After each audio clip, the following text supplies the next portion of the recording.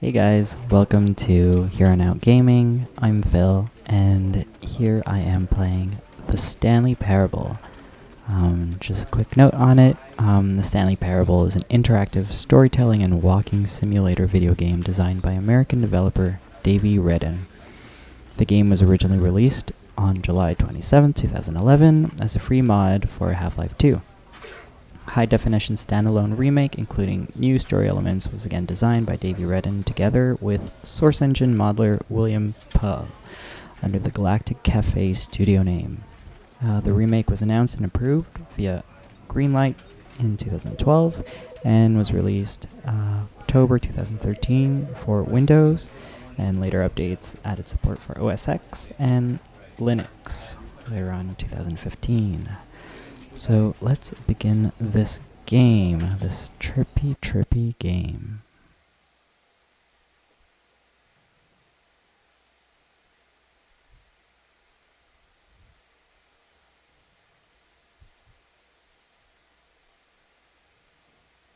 This is the story of a man named Stanley. Stanley worked for a company in a big building where he was employee number 427. Employee number 427's job was simple. He sat at his desk in room 427 and he pushed buttons on a keyboard. Orders came to him through a monitor on his desk, telling him what buttons to push, how long to push them, and in what order. This is what employee 427 did every day of every month of every year. And although others might have considered it soul-rending, Stanley relished every moment that the orders came in, as though he had been made exactly for this job. And Stanley was happy. And then one day, something very peculiar happened. Something that would forever change Stanley. Something he would never quite forget. He had been at his desk for nearly an hour when he realized that not one single order had arrived on the monitor for him to follow. No one had showed up to give him instructions, call a meeting, or even say hi. Never in all his years at the company had this happened, this complete isolation. Something was very clearly wrong. Shocked, frozen solid, Stanley found himself unable to move for the longest time. But as he came to his wits and regained his senses, he got up from his desk and stepped out of his office.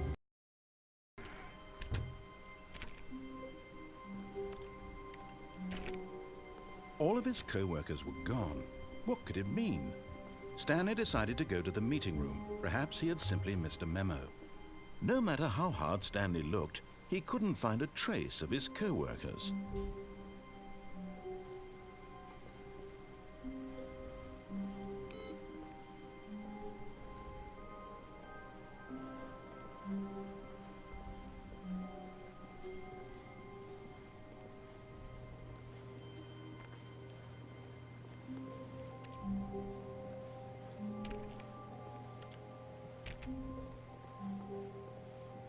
Stanley went around touching every little thing in the office, but it didn't make a single difference, nor did it advance the story in any way.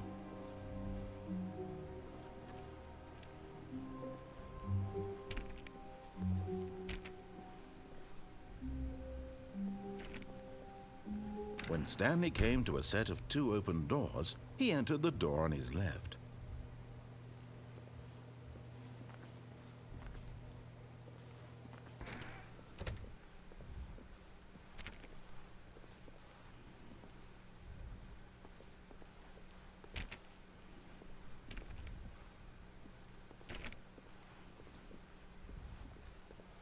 Yet there was not a single person here either.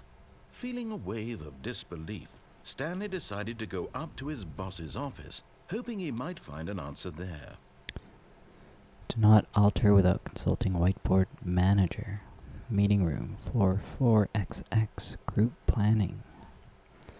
Meeting schedule, weekly targets, marketing Mondays, 451's private time, group 45.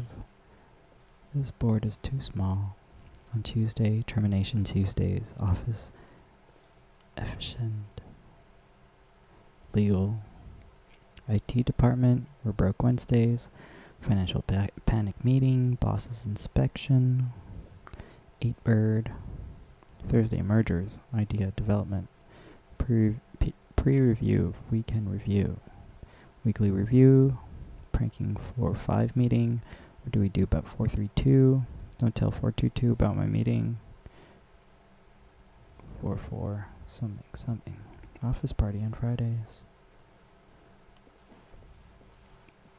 Targets. Push for funding for R&D of new coffee machine.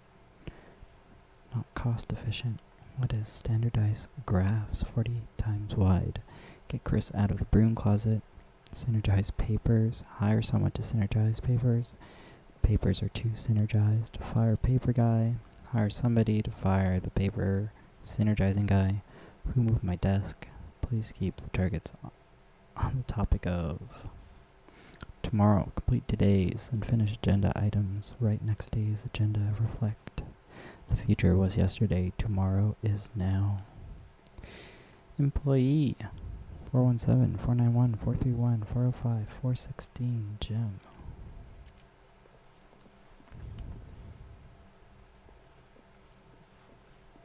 Everyone is unique. You most of all. Bi-quarterly post-review. We need more or less reviews. 4.2 and 4.5 want to get rid of the death sport portion in the primary review schedule, but I think that's a stupid idea. More water coolers, more water cooler heaters. Chart need to be more hip to appeal to teenage demographic. Find teenagers to put in teenage demographic. Big net, some sort of child trap. A lot of percentage. Teenagers, size of demographic, space between the teenagers. Throw something in the ideas bin. 1. No more bins. Trash cans. 20 remaining of the idea bin. 30 firing of me. Idea bin. Where's the ideas bin? It's in here.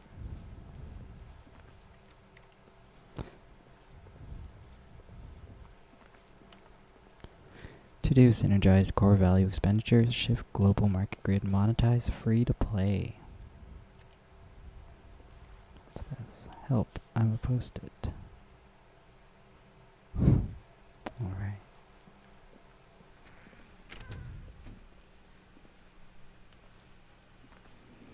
Stanley stepped into the broom closet, but there was nothing here, so he turned around and got back on track. Coming to a staircase, Stanley walked upstairs to his boss's office.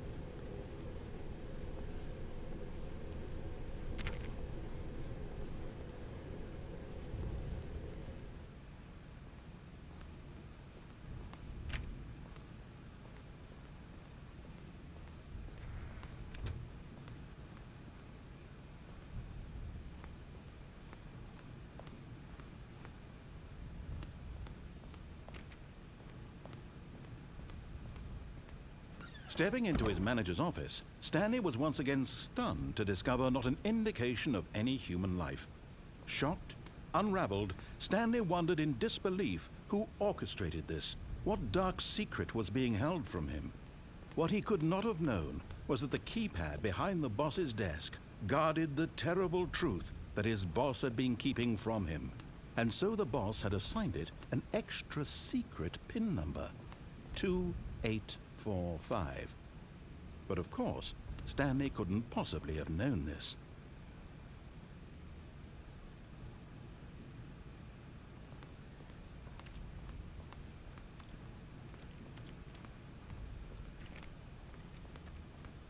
Stanley just sat around twiddling his thumbs. Trying to input anything on the device was useless, since he could never possibly know that the combination was 2845. 2845. Yet incredibly, by simply pushing random buttons on the keypad, Stanley happened to input the correct code by sheer luck. Amazing. He stepped into the newly opened passageway.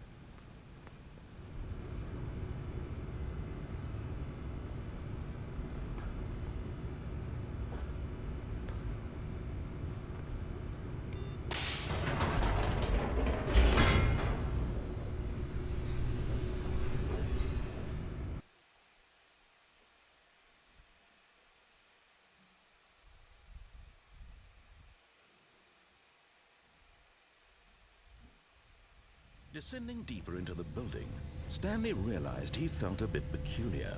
It was a stirring of emotion in his chest, as though he felt more free to think for himself, to question the nature of his job. Why did he feel this now, when for years it had never occurred to him? This question would not go unanswered for long.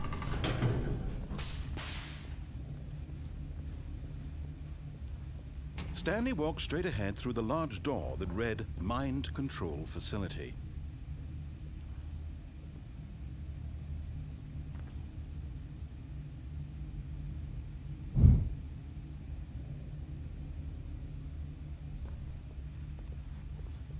Although this passageway had the word escape written on it, the truth was that at the end of this hall, Stanley would meet his violent death.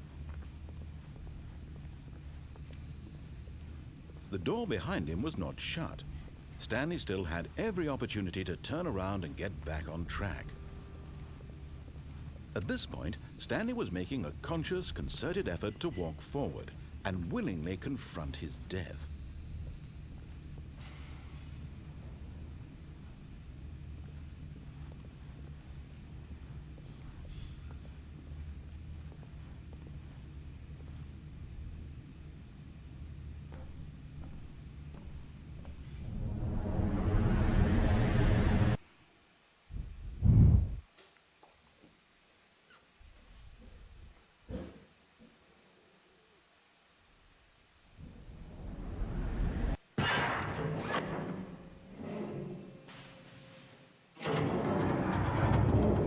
As the machine whirred into motion and Stanley was inched closer and closer to his demise, he reflected that his life had been of no consequence whatsoever.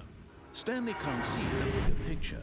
He doesn't know the real story, trapped forever in his narrow vision of what this world is.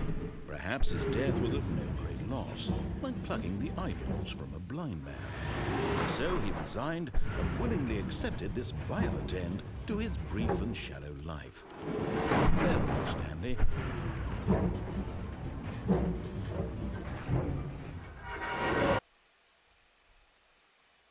"Farewell, Stanley," cried the narrator, as Stanley was led helplessly into the enormous metal jaws. In a single visceral instant, Stanley was obliterated as the machine crushed every bone in his body, killing him instantly.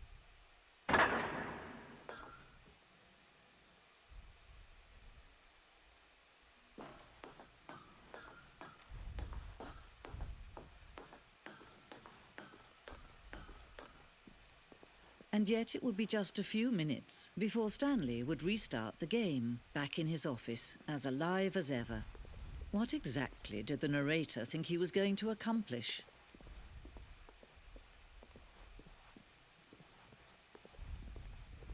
When every path you can walk has been created for you long in advance, death becomes meaningless, making life the same.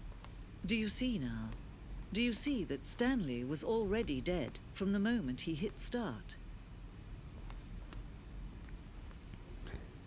This blueprint shows the office from the beginning of the game, the path from Stanley's office to the two doors where the first part of the game was built. Sections have been added and altered throughout development. Through the core layout remains almost identical to the first iteration.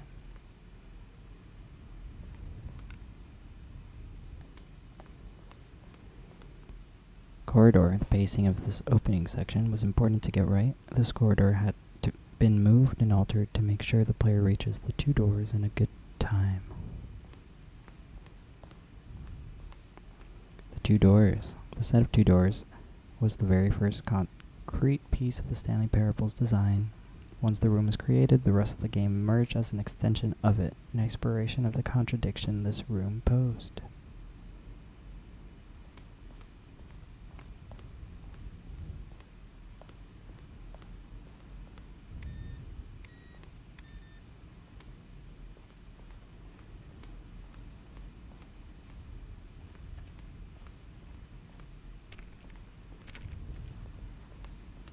Button sounds. Section, a selection of the sounds used throughout the game when buttons are pressed. Each sound is a mix of a keyboard stroke and a synthesized tone.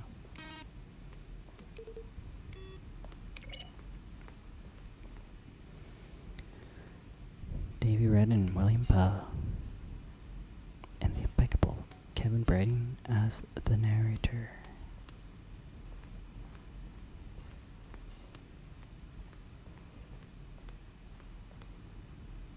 Maintenance room. An early version of the maintenance room.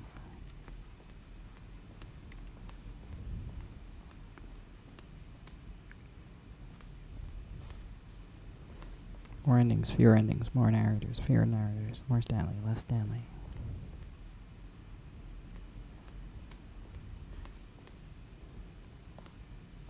Narrator emails. How this second trailer we sent out, we asked people to email the narrator for questions. While we had initially planned to use these in further promotional materials, we never found the perfect use for him.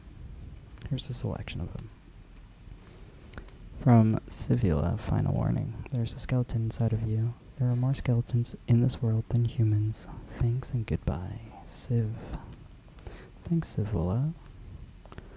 From Art regarding the game in the works. Dear narrator, I appreciate the previous Stanley. Oh, dead strong bed. How do you type with boxing gloves on? Ben.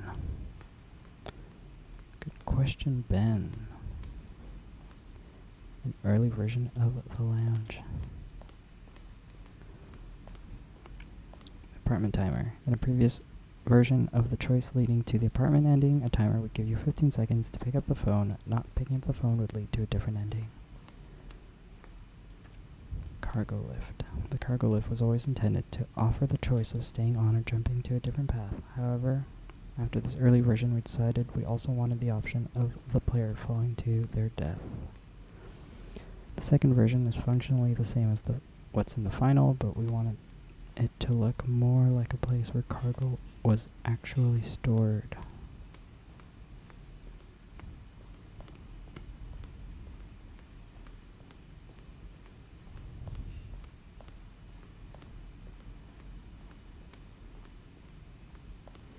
Countdown room.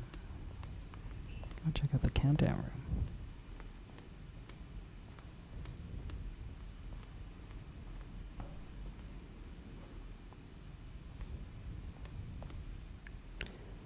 This ending, we went through many iterations. This room represents the fourth version of an ending. And we thought it was complete, but decided to abandon and change it again shortly before launch.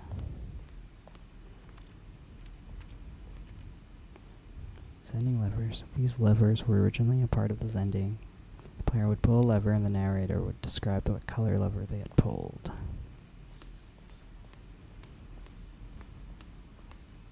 Screenshot depicts an early version of the ending known as Ending, which was eventually cut and merged with another part of the game. Damn. How do you get the Zending ending?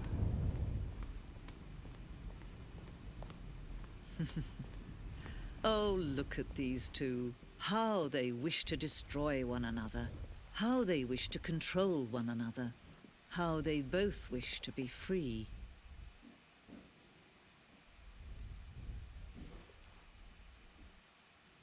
Can you see? Can you see how much they need one another?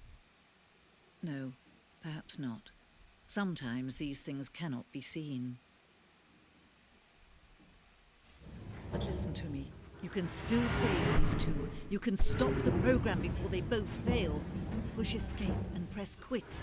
There's no other way to beat this game. As long as you move forward, you'll be walking someone else's path. Stop now and it'll be your only true choice. Whatever you do, choose it. Don't let time choose for you. Don't let time...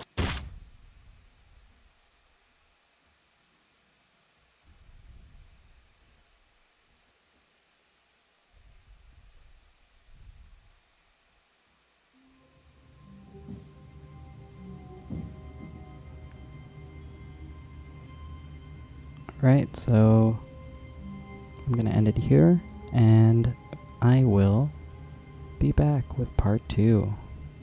Thanks for watching. Like and subscribe if you liked it. See you soon.